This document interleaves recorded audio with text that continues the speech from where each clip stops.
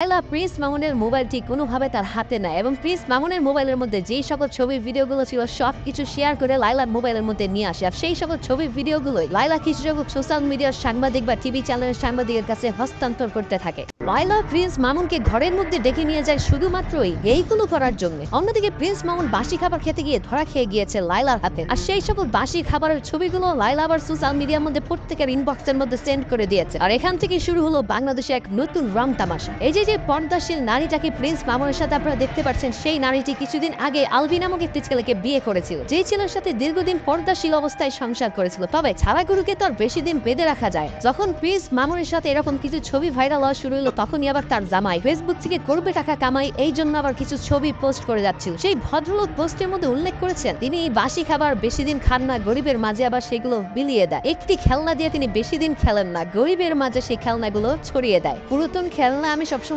গরিব মানুষদের ডোনেট করে দিই, এটা নতুন কিছু। মানে প্রিন্স মামুন হচ্ছে গরিব আর আলবি ভাই হচ্ছে বড়লোক। এখন ধনী আর গরিবের মাঝখানে ভাই আমরা কারা? যারা দেয় সব সময় তাদেরকে নাড়াচাড়া।